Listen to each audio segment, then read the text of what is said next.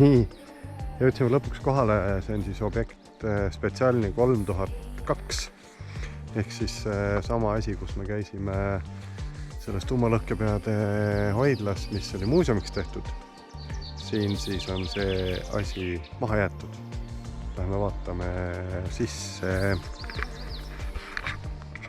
Veel siia nii palju. Aga on jah?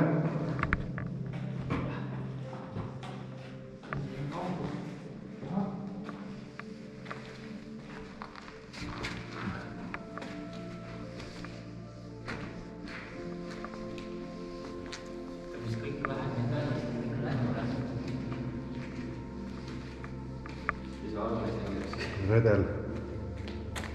See on redel. Seal on ka redel. Jah. Kui redel siis on.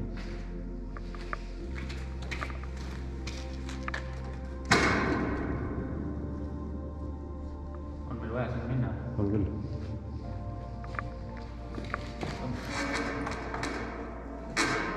Päris tugev vist on seda.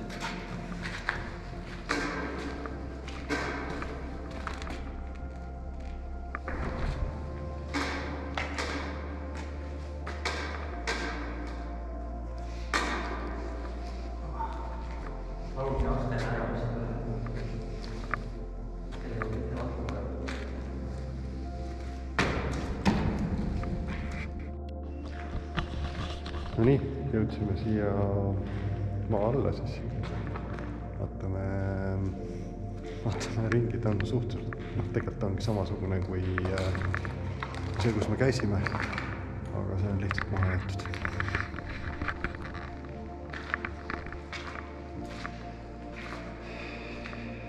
See on siin siis tuumalõhkepeade hoidla. Siin olid pommid, tuumalõhkepead, siin on näha isegi põrandatel need kinnitused, on seal teises kohas olid.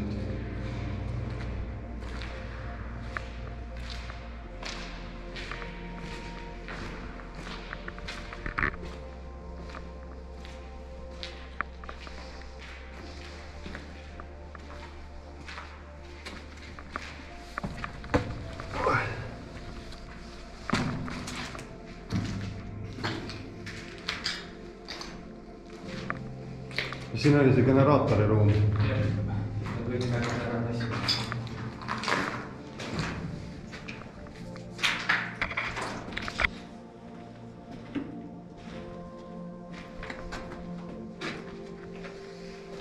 Siit on mingi pinnast kuskil aasendis ventilatsioon vist.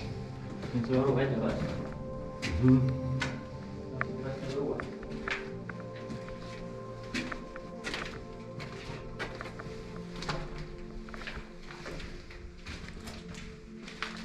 Noh, siin keskpeale sita vaja. Vist jah. Jees. Tatšaar.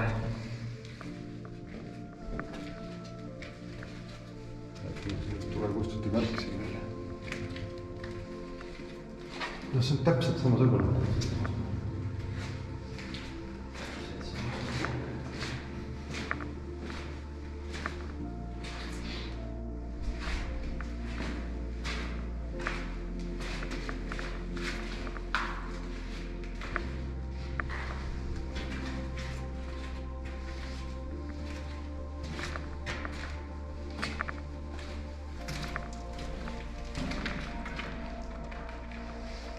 Vägev värk. Vägev värk. Nojah, ja need olid siis need lõhkepeade hoidlad. Me käisime tänast järjest.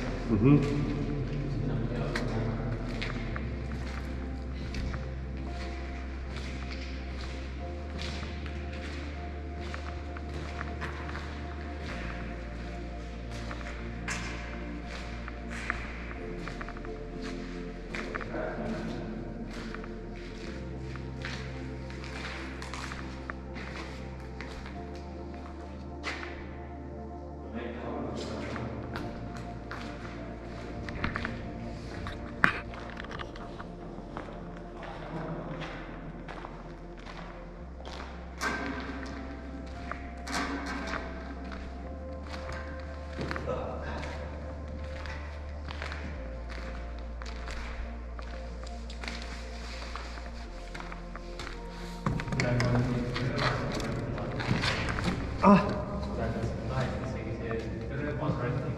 Ahah.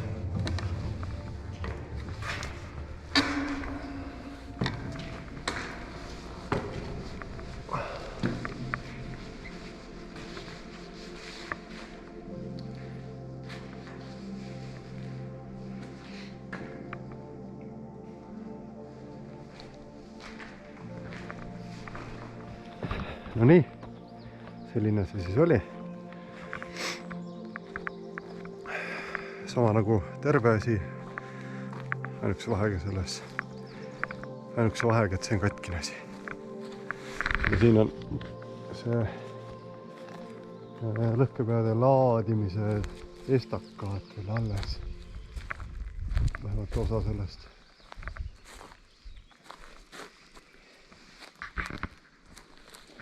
Jällegi sügaval metsa sees. Omal ajal väga salajane objekt.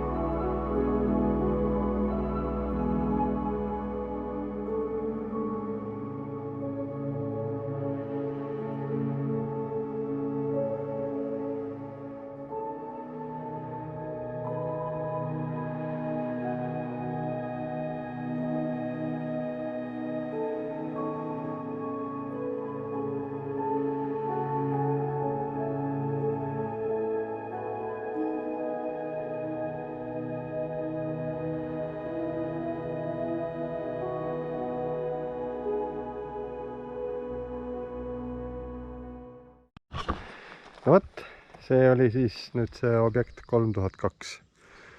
Spetsiaalne 3002. Nii-öelda püha kraal on nüüd nähtud. Ja nüüd liigume edasi Poola teise otsa. Maa on pikk, ega me seda ühe päevaga ära ei sõidagi. Aga nii on. Näeme. Hommik. Täna on 5. päev. Just arutasime siin, et kas tõesti 5. päev või. Et laupäeval tulime, täna on juba kolmapäev, aga ongi 5. päev juba. Eile oli tegelikult peale nende tuumapommide varjendite oli ainult üks suur uhamine, üks suur sõitmine Poola ühest otsast teise. Räige sõitmine. Õnneks viimane osa oli kiirtee peal. Viimane mingi paar tundi sai sõita kiiresti. Õhtul linna peale läksin, ma ei viitsinud kaamerat kaasa võtta, sest et arvasin, et midagi olulist ei juhtu. No ei juhtunudki. Käisime söömas, võtsime mõned joogid. Panin tähele sellist asja, et Wroclaw on see koht, kus me oleme, et kangesti tahavad siin meiesuguseid stripiklubidesse tõmmata. Mingi 200 meetri jooksul 4 korda, 4 erinevat nii-öelda sisseviskajat tuli ligi. Oi, tulge. Saatsime need viisakalt oma asjade juurde tagasi. Aga täna siis lähme edasi täitsa sinna Slovakkia piiri äärde Poola nagu täitsa lõunapoolsesse serva. Ja seal on huvitavad asjad. Aga siis kui sinna jõuame, siis näete.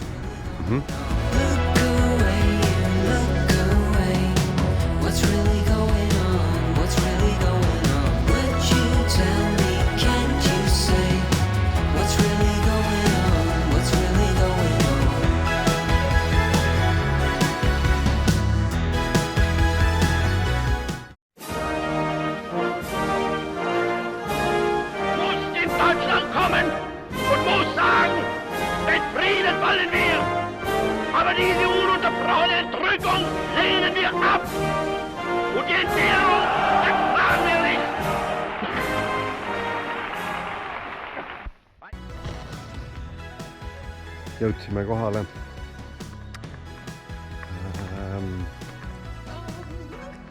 Projekt Hiiglane ehk siis Project Riis. Esimene nendest 11. Ega me kõikidesse niikuinii ei jõua, aga siin me oleme nüüd. Me ei tea selles mõttes mitte midagi, et kus on mis pilet, mis värk, kus üldse sisse saab. 11 tükki on neid siin, neid asukohti lähi siin kilomeetrite raadiuses. Aga peab vaatama, et kuhu me täpselt sattusime.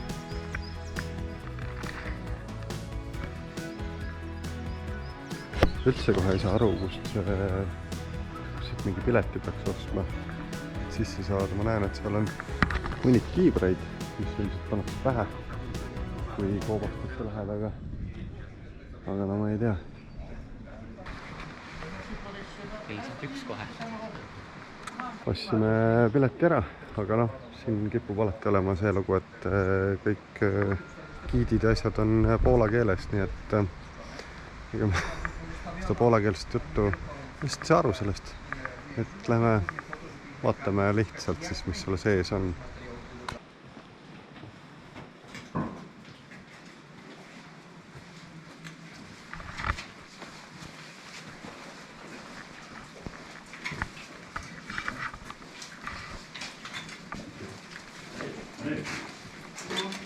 Thank you.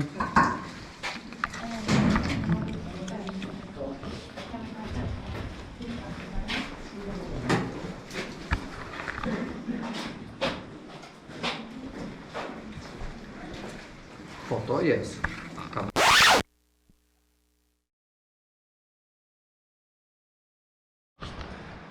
Saate aru, need poolakad on sellised nad ei lubanud mul sees filmida. Kuradi ma olen nii vihane praegu. Ega ei ole midagi. Lähme järgmisesse kompleksi ja ma küsin seal, kas tohib sees filmida. Ma ei saa aru. Pildistada tohib, aga filmida ei tohi. Kuradi...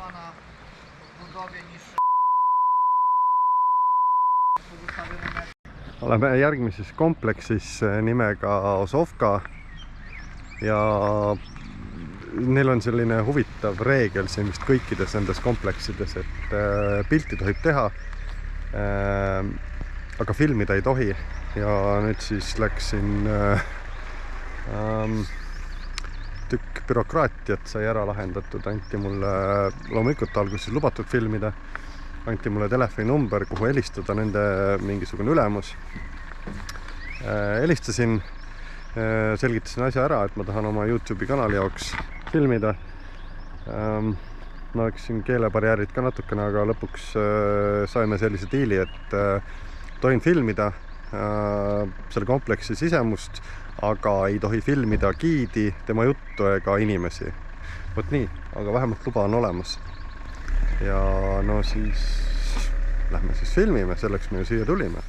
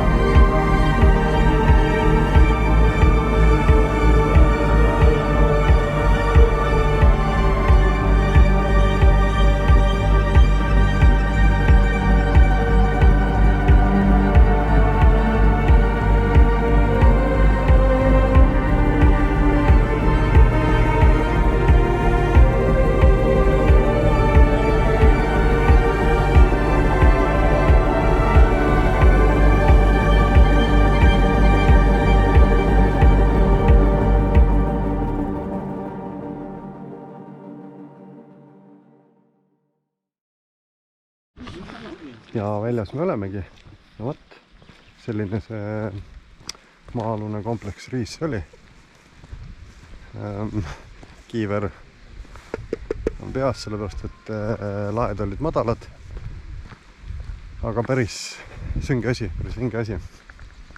Et jällegi, kes tahab sellest aimu saada ja elamust saada, emotsiooni, siis tulge külastama. Pilet on väga vähe maksab. Äkki oli 5 eurot midagi. ja mingi tunniajane giidiga trip. Noh, giid muidugi räägib poola keeles, aga on võimalus võtta endale ingliskeelne audiogiid. Ja nii on. Aga nüüd lähme vaatame edasi, siin on veel huvitavaid asju.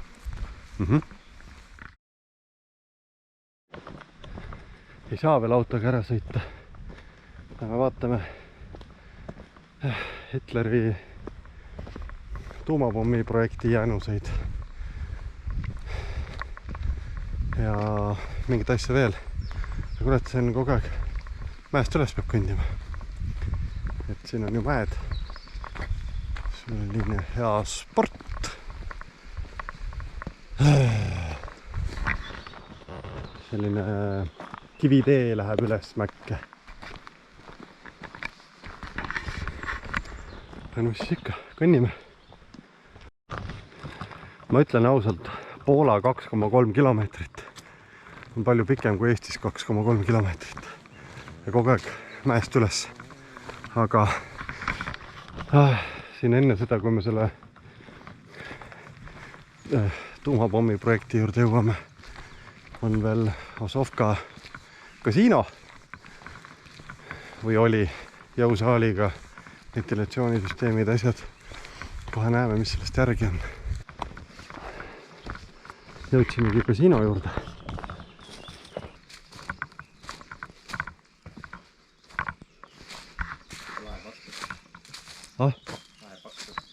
Ahah.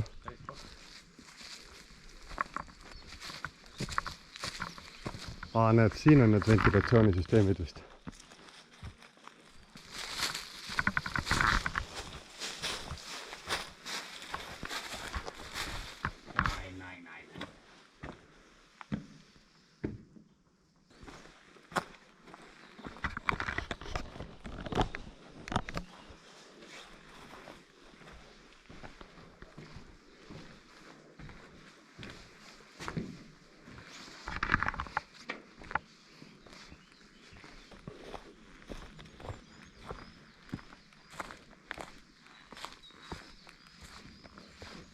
Natuke täpsustasin seda lugu siin.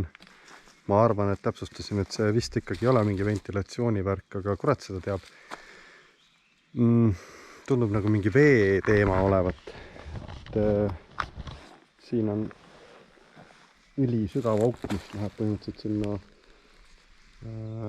kompleksi alla jookseb välja. Osvaka kompleksi, see kus me just käisime sees. No siit on päris kõrge maa sinna alla. Ärge seda kodus jälle järgi tehke.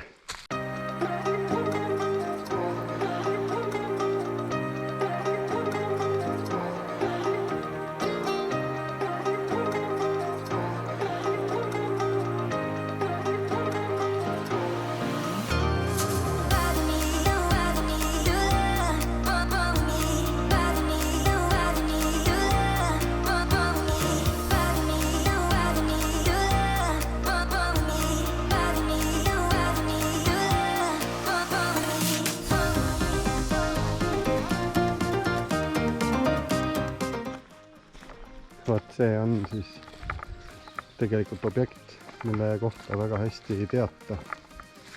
Himmler olevat lasknud kõik projektid ja asjad, plaanid ära põletada. Kuigi väidetavalt pidi tal kusagil olema koopiad heidetud, aga noh, ei tea, sellised jutud on. Et see siis oli Hitleri väidetavalt, ütlen uuesti, väidetavalt tuumapommi valmistamise üks selline katsepaik. Ehk siis midagi seoses raske veega oli siin pistmist.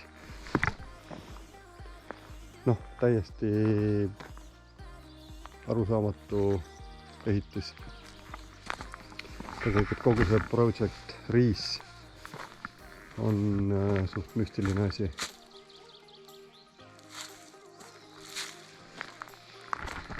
Nojah, nüüd on siis see ka nähtud.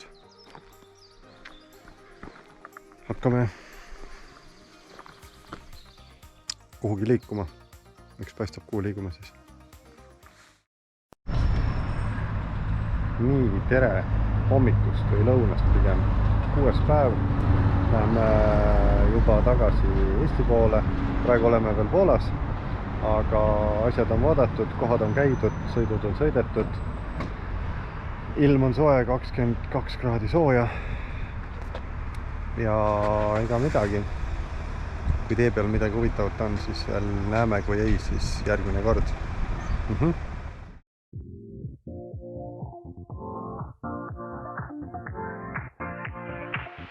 Live your life within the moment, and don't go wait until the morning. You never know when it is over. All that I know is we'll get older. So let us dance this night away.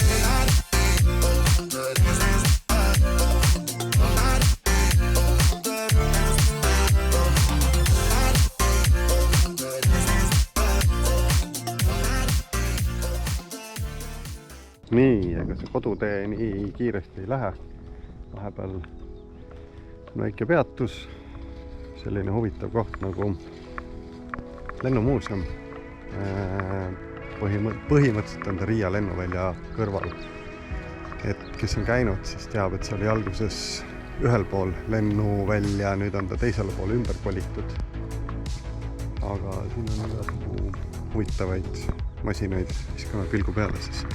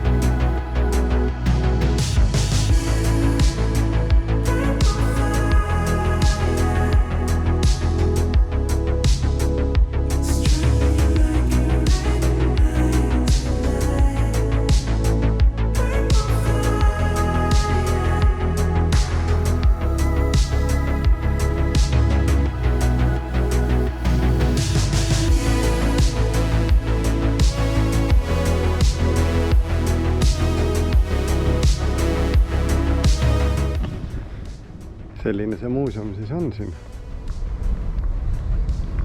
Aga muuseumiga siis praegu nii palju.